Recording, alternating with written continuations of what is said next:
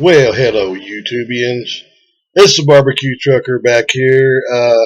I'm fixing to do a barbecue, not about truck driving. This one's about barbecue. I'm actually going to do a video by request on how to make sausage there at your own house. You can make sausage that's good, really better than any sausage you can buy, from the store. Unless you go to some of these German markets, they have really awesome sausage. And all that, but you can make just as good a sausage at home, and I will teach you how. Coming up on the Barbecue Trucker.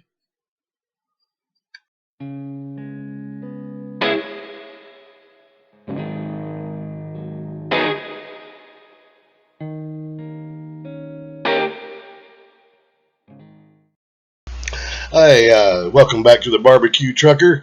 I actually meant to say I'm going to make a video, not I'm going to make a barbecue. But I'm sure y'all knew what I meant. Okay, today's topic isn't trucking, it's barbecue. It's barbecue trucker. I was going to do both, and I haven't really done much on barbecue. But in this, now some people may not call it barbecue, but really it is kind of along the line of it, and that is making sausage at home. Yes, it is really easy to do, a lot easier than you might think. Okay, let's kind of get started with what equipment you're going to need.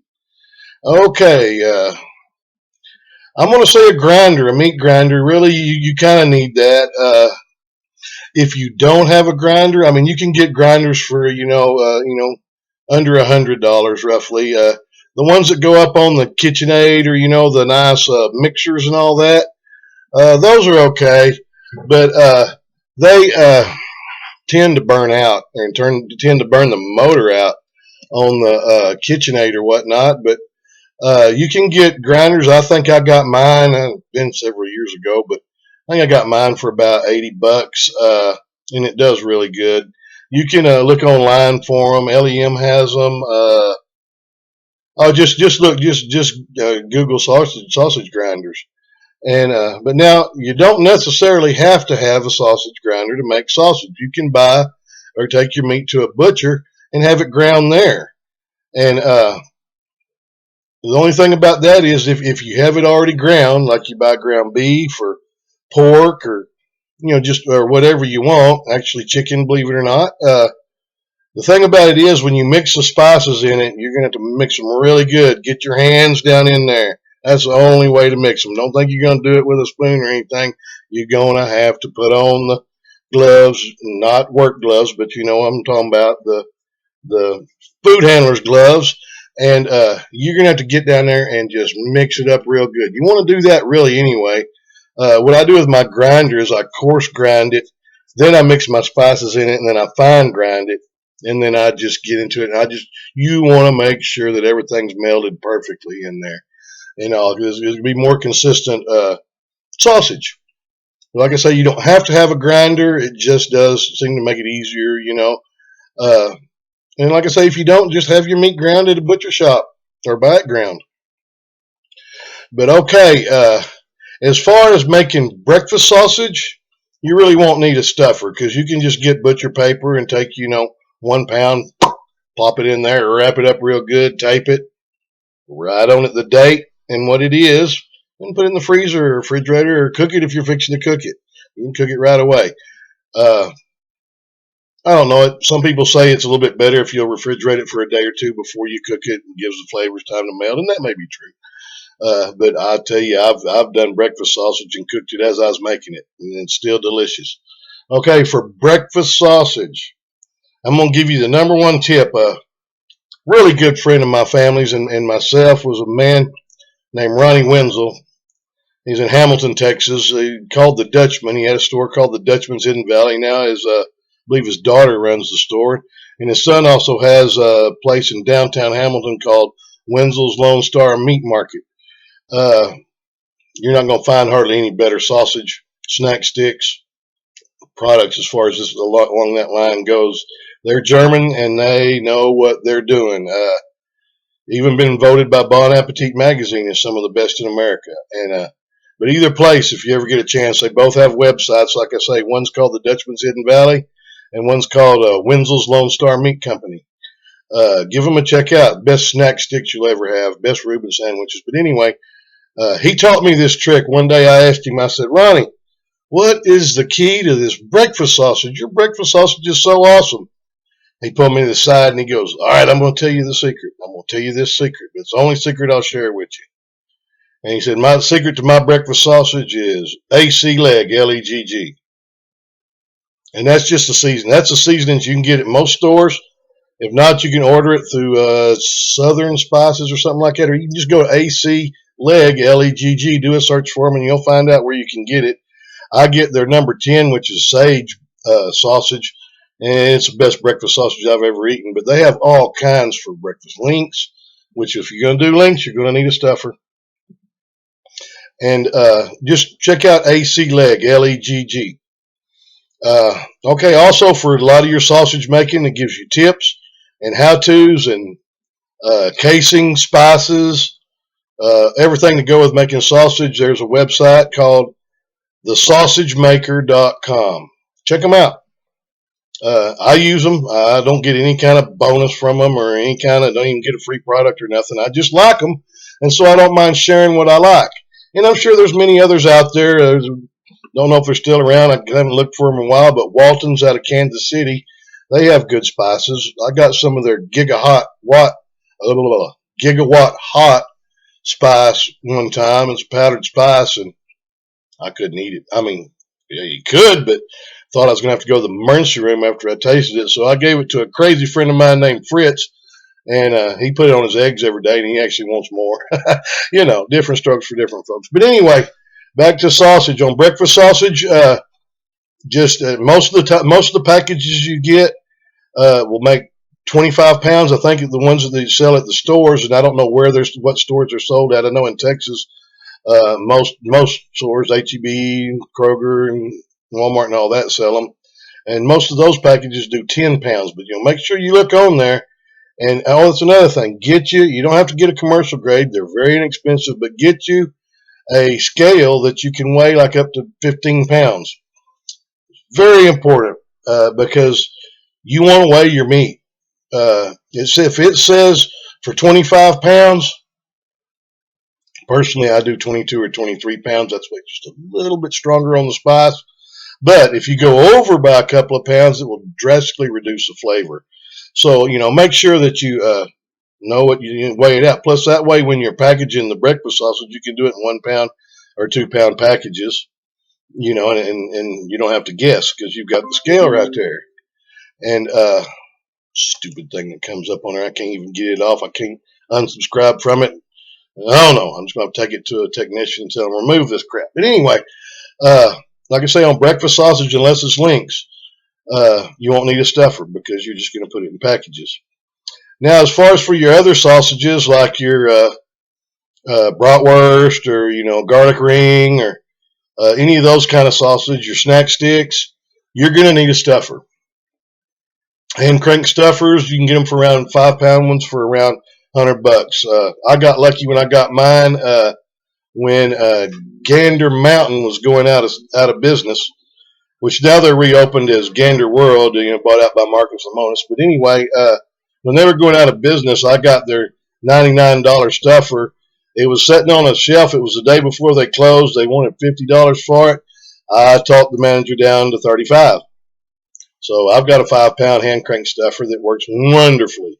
Don't get the old plunge type stuffers. I got one of those once, and now actually it's a trot line weight, for the center of the trot line, because that's about the most worth it is. Pardon me, I had to itch my head, but scratch it. It already itched. Okay, there's different sizes for your snack sticks and your breakfast sausages. You're going to need, and they come with 3 different tubes, so sizes.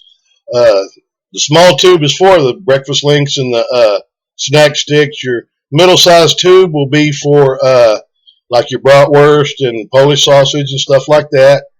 And then the bigger one is normally for your summer sausage stuff, the big bags for your summer sausage and all. But like I say, you go buy your spices. It'll tell you how much to mix in, and makes it really easy. And like I say, grind it coarse and then I mix in the spices, and then I grind it fine, and then I mix it real good with my hands.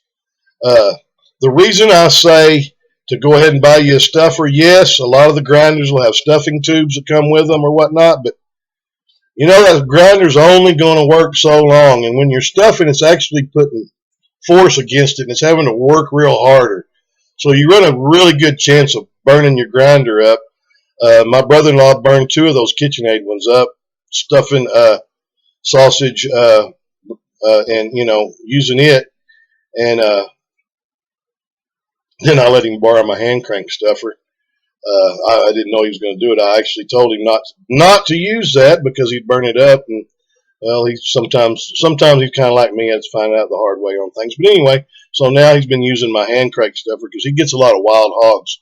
He's with an organization called Hogs for Cause, religious organization that gets all these wild hogs. We've got a bad problem with them in Texas. They go out on Fort Hood and get like 30 a week, and what they can't, process and donate to charities, they'll either throw them in a ditch or you can take them home and do them yourself. So he has a lot of pork meat, wild hog. Excuse me.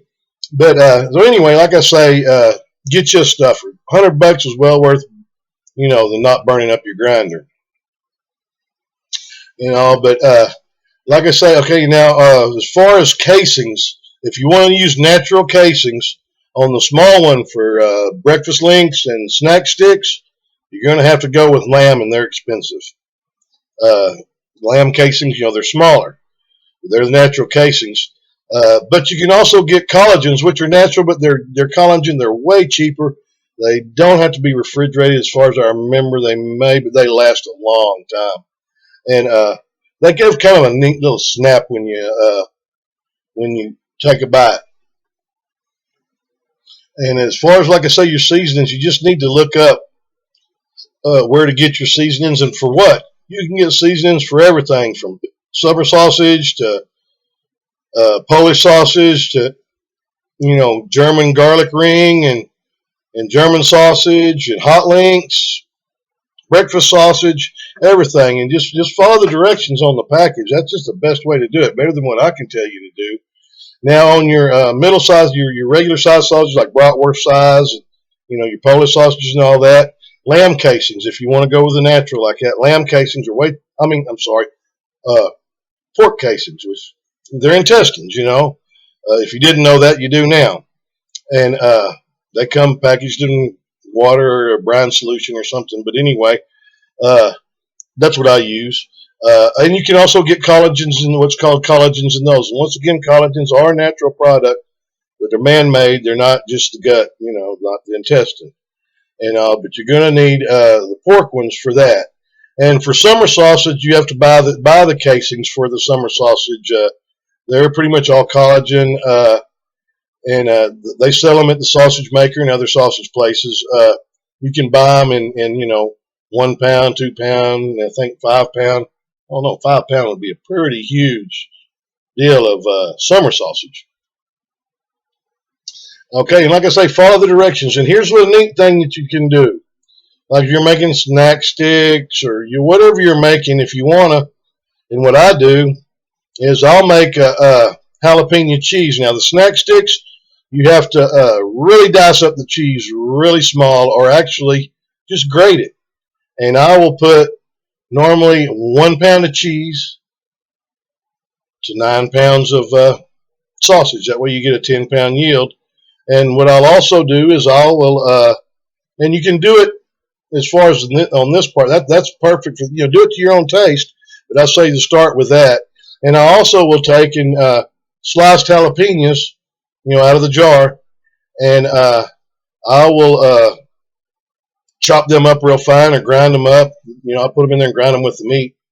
I'll do normally a pound, also a pound of those, or half a pound. Just do it to your own taste. You'll have to try it. You may want to start with a half a pound first, but it really gives that good fresh jalapeno flavor. I have used jalapeno powder before. Be careful with that stuff. It'll light you up, and little goes a long ways, just like with hickory powder. But, you can sprinkle just a light dash of hickory powder to give it a hickory, but if you're going to smoke it, which you need to, in a smoker, you're going to Probably smoke it with whatever hickory, and you're gonna get the smoke flavor, whether it's hickory pecan or oak or whatever you use, out of your smoke. And I'm trying to think now. I do that with my summer sausage. It really works out good.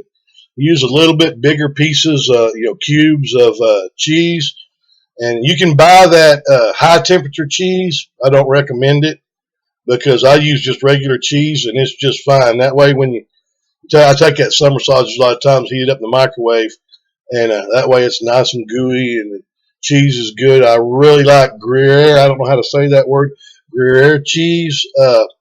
That's what the Dutchman uses in his summer sausage, and with his jalapeno and cheese sausage, smoked Gruyere. But it's kind of hard to find. They ordered actually from Germany or Switzerland somewhere.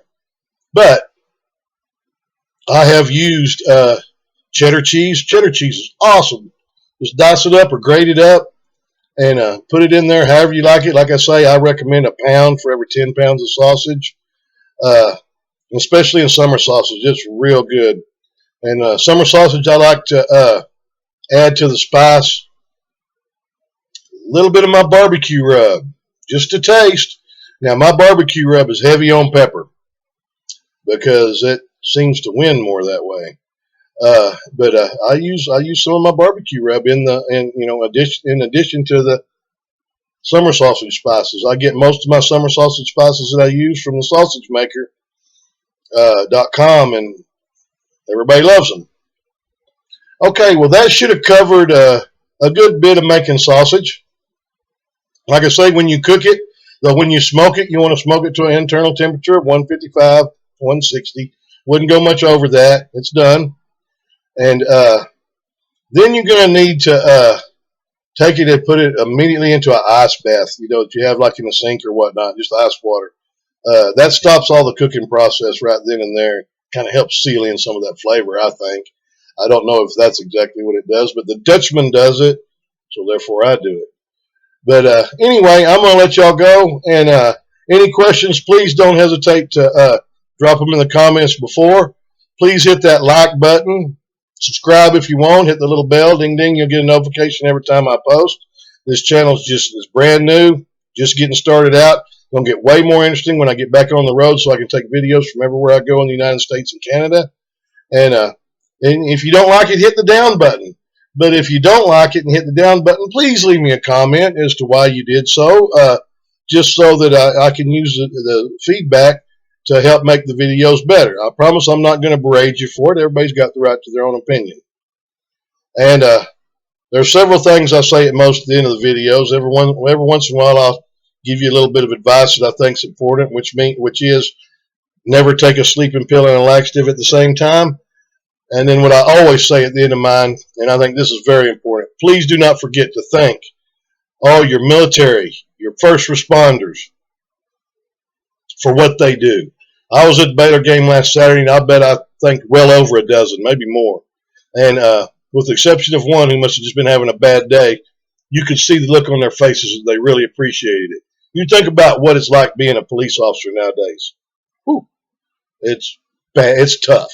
It's tough, and I just want to thank these people 1,000,000%. And the military, thank y'all. We wouldn't be able to enjoy our videos without you guys. And never forget, you're driving down the road, you see an emergency vehicle on the side of the road, including and especially tow truck drivers. You see the yellow flashing lights, red and blue or whatever. Move over a lane, and if you can't safely do so, slow the hell down. There are so many tow truck drivers. It's amazing how many. If you go look up the statistics, I can't remember what they are, so I'm not going to say it, but it's amazing how many are killed just doing their job because some idiot's driving along at full speed, texting maybe or whatever, maybe drunk, maybe not either, just veers off and hits them. They're out there helping the public. Give them a break. Move over or slow down. And if you don't, then shame on you. Okay, that's this edition of the Barbecue Trucker. I hope you enjoyed it, and we'll see you next time.